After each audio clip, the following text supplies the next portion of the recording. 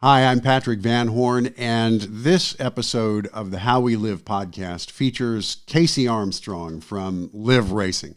Kaysee is an amazing individual, a terrific competitor, and just a wonderful individual, full of life, full of fun. And when we did this interview, it was recorded in the early part of March. In fact, it was recorded about 5 weeks ago, and it was right at the start of the coronavirus. And at the time, Kaysee was in Southern California with the rest of the Liv Racing team for team camp, getting ready for a season. And that's what we talked about, getting ready to race and compete. It's 5 weeks later, and things have changed a lot. But we wanted to bring you this podcast with Kaysee because it's just so entertaining, and she's such a great gal.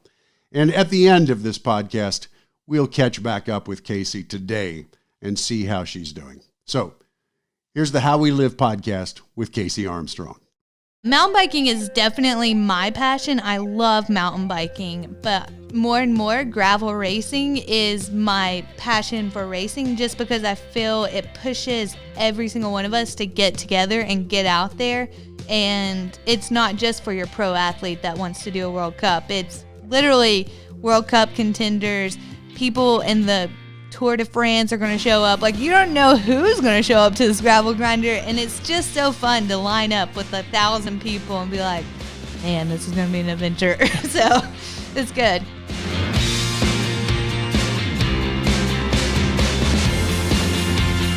This is the How We Live podcast, and today, Kaysee Armstrong with Liv Racing, one of my favorite people on the planet. You're Seriously. definitely one of my favorite people here at the office / the United States. So you're crushing it.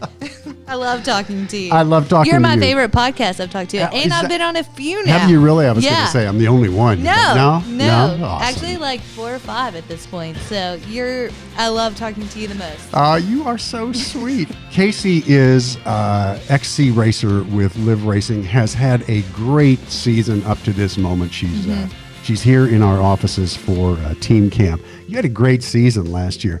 Yeah. Let me go back to, let's go back a couple of months to the Trans Andes Challenge. Let's talk about that. Okay. What a kick-ass race. Yeah. And you did spectacularly in this race. Yeah. How did you do? What place were you? And tell me about those stages. Okay, I actually won every stage until I got sick, so it's like 4 stages out of 5. I was in first place, and then the 5th day, I lost my lead. It was a respiratory infection, but I did finish, and I got 2nd overall by the end of it. So, and describe this race. What is this race like for people who don't know it? It's an adventure.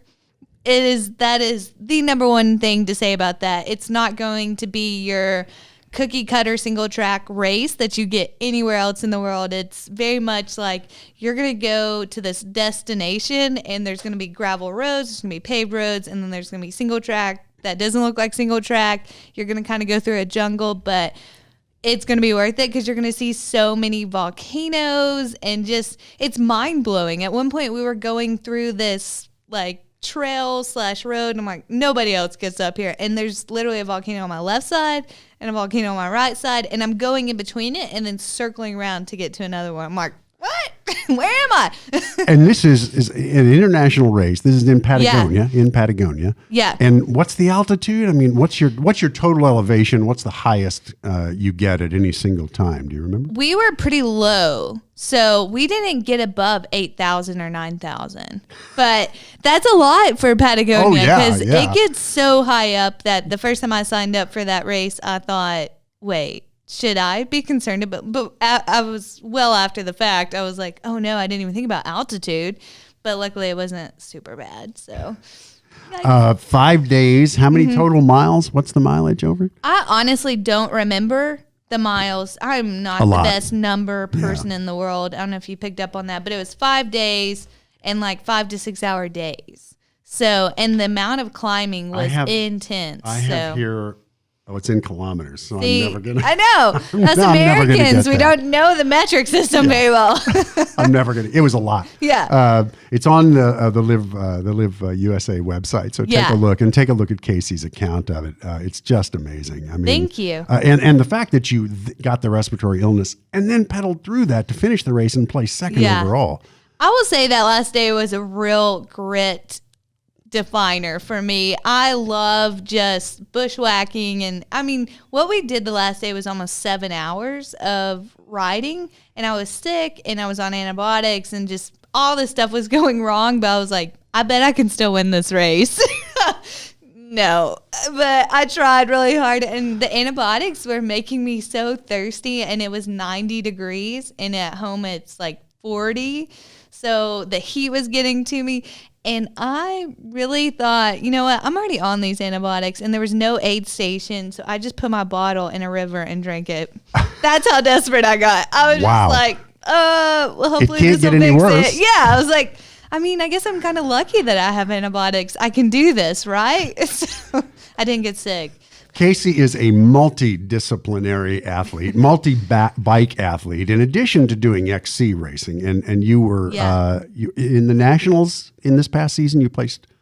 No, that was the season before. I was fourth. I think I was like seventh. I don't even remember this year. It wasn't as good. The altitude really does crush me. And at Winter Park, it was like 9,000 feet.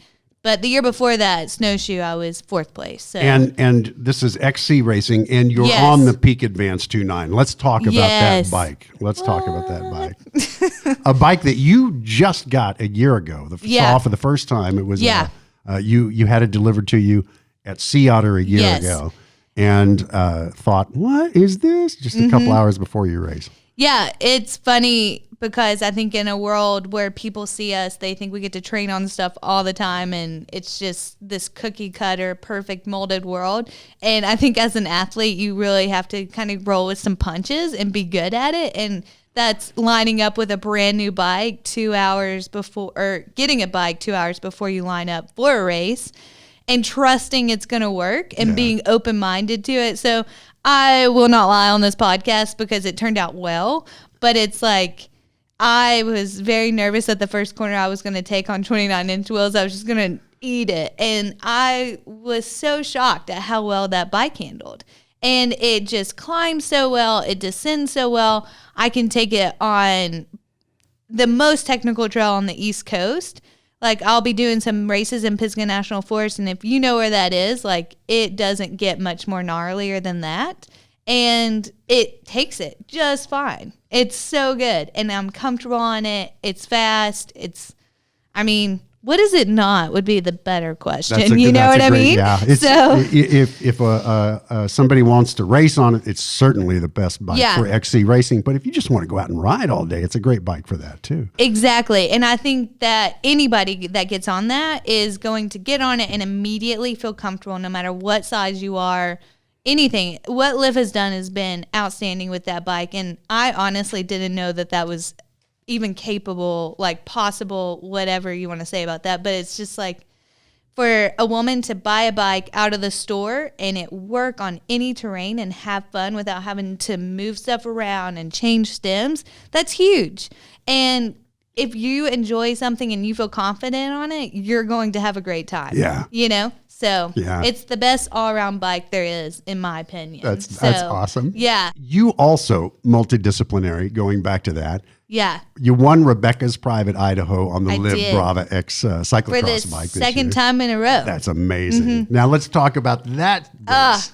I love that race. It's funny because a lot of people look at my season and they think, okay, so you had this great season. And yeah, I did. But mentally, I was still, last year was my first year on a contract as a pro athlete, and, just trying to figure out who I am, what I want, and making it fit into this world. And so I just found myself like, I don't know, I'm not as happy. I don't know, just some internal stuff, right? And to go to Rebecca's Private Idaho and just hang out with people and ride my cross bike on single track and then do a 100-mile day the third day in. And there's just so many aspects to that race that reminded me, this is why I love riding my bike, and especially love racing my bike. And I actually took a girlfriend of mine from Knoxville, and she doesn't race professionally, but she had a blast, and now we're bringing 2 more, and it's just, I can't tell people enough how much I love that race, and that's not me being sponsored or anything. It's a great race. It is. Yeah, it brought me out of a pretty good rut and just was a great reminder. It's beautiful.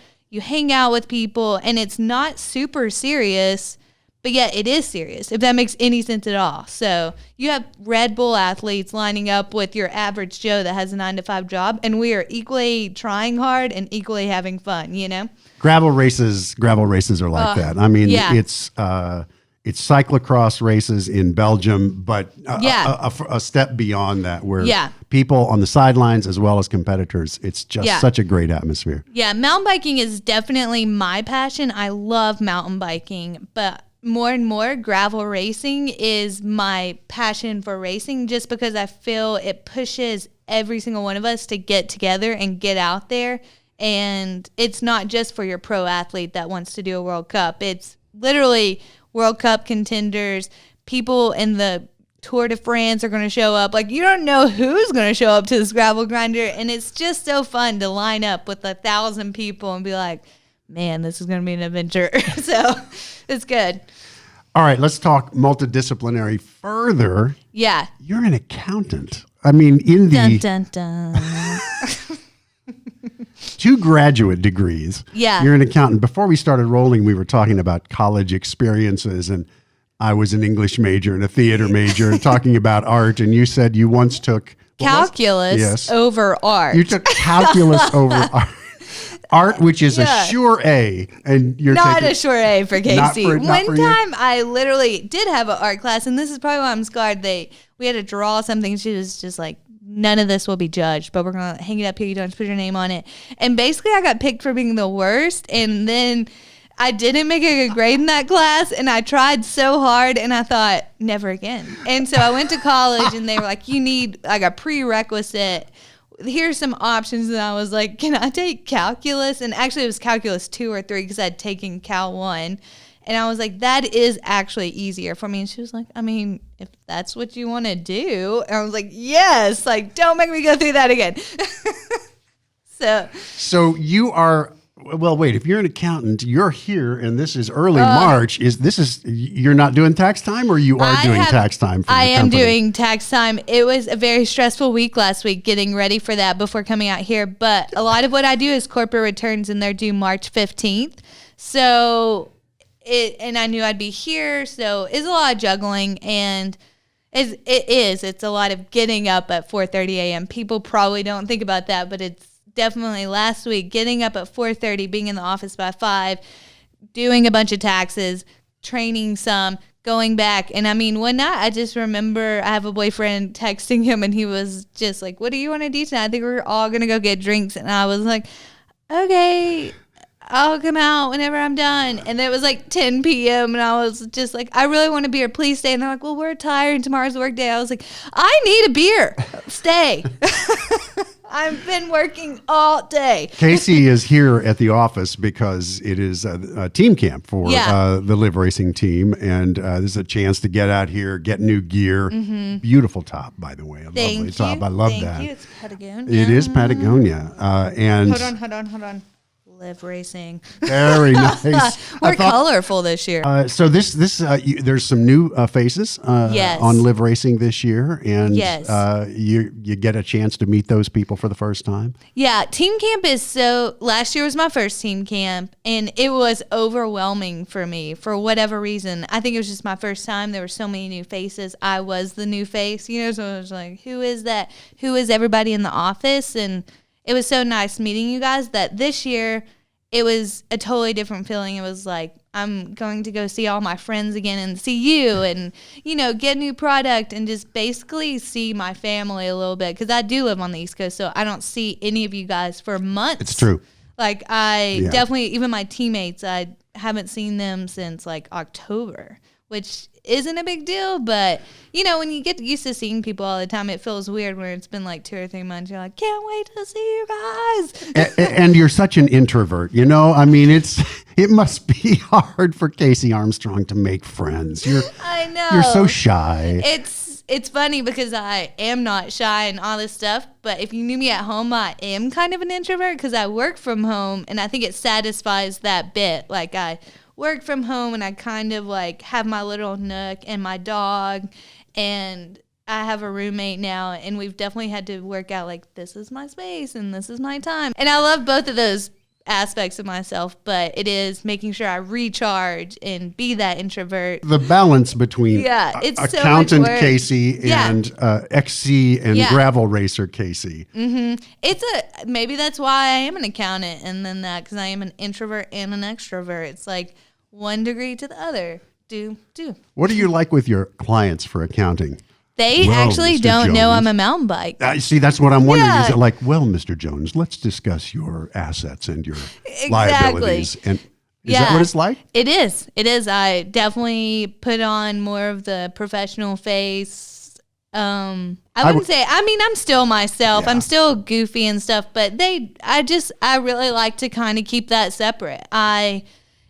They have more and more started figuring out who I am outside of being an accountant, and that's cool and all, but I really enjoy them just knowing me as Kaysee that helps with taxes or wants to get lunch, and, keeping that a bit separate because biking takes up so much of my life that it's fun to not be a bike racer a little bit. So when you were doing the Trans Andes Challenge, in the back of your mind, is there anything like, boy, I've got to get that tax return done for that guy. Seriously? Oh, for sure. The year that I got fourth at Nationals, the year before last, I procrastinated a bunch of stuff because I was at BC Bike Race the week before.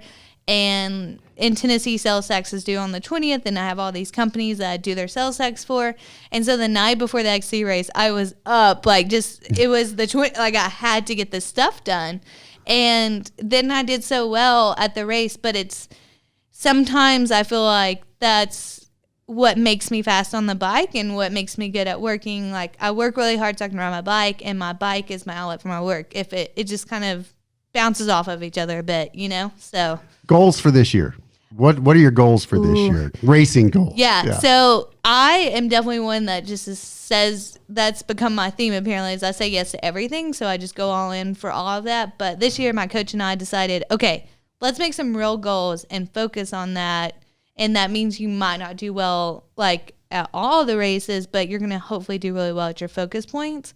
And so I've picked DK 200 and then BC Bike Race and Lead Boat. So it's Leadville on Saturday, Steamboat on Sunday, and then right after that, of course, Rebecca's Private Idaho. So those are going to be my big focus points, but I'm going to be racing a ton and kind of using that racing to keep racing on my legs. Like, I'll be at all the epic rides. And, of course, I want to – if I can win, I'm going to. Yep. And I'm going to give it them all. But as an athlete, I've realized, yes, if I want to do DK 200, I need to be training for that, not training for the epic ride, because DK 200 is 200 miles, Yes. Not 3 hours. Yeah. It'd be cool if I could do that in 3 hours. That'd be Can awesome. you even drive that in 3 hours? I don't think so. No, maybe a jet. Yeah, straight away. Yeah, so. Wow. All right. I know you got a lot of stuff to do here, so I'm going to let you go. But promise me that after one of those races this year, or maybe several of them, we can do a FaceTime. We'll do a podcast and we'll do a FaceTime, awesome. And you can talk about what it was like and whose taxes you were doing in the evening. Yes, that would be awesome. I would love that so much. It'd be cool to share that story. It is always so wonderful to see you. Same. I'm just glad you're here. Thank and you. Best of luck with this season, Kaysee. Yay, thank you. You're welcome. That interview with Kaysee Armstrong took place almost 5 weeks ago. And she was at our headquarters in Southern California, and a lot has changed in the last 5 weeks. So we thought we would check in with Kaysee and see what's been going on in this era of physical distancing. Like you, a lot of us are working from home. And in Kaysee's case, you're in your office, right? Yeah, it's an office that's just right down the road. Nobody's here, so it's really weird. But yeah, I'm here in an office because I don't get enough service and Wi-Fi in the cabin up on the mountain. It's a little remote. So yikes. Well, in this era of physical distancing, what have you been doing? I'm assuming we talked in the podcast a few weeks ago about taxes. Is that what you're doing now? Are you working on taxes for clients? No, it's a pretty scary time in that with a lot of people as far as money goes. So actually, we are working a lot on the funding as far as the new loan that the government's putting out. Right. But taxes have been delayed to July. So, of course, people are like, well, let's just wait it out. So, honestly, a lot of people are scared, and my job has kind of lost some hours in that sense, but I do feel in a couple of weeks it'll probably pick back up. So I have just been enjoying some time at home, some time off. It's been a lot of coloring, which is random. I have a color by number book that entertains me, but just trying not to dwell on what's going on and just being a little bit more hopeful and trying to do what I'm supposed to do, which is staying at home. And I ride from home. I go on hikes. I walk my dog, just normal stuff, but trying to not go crazy. So have you had a chance to get together with family or friends, either through Zoom or, maintaining a physical distance? Have you had a chance to reach out to people?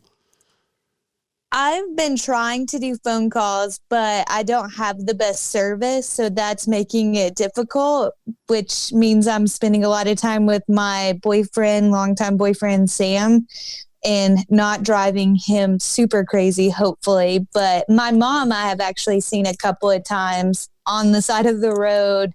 And when I lost my dog last week, Dale, she came up and helped me from a distance, which was weird because she was there and I was pretty upset that I lost him for a couple of days, and just not being able to have that interaction. It is scary, and it brings it up in that moment. It's like, oh, okay, we have to take this seriously. I miss everyone.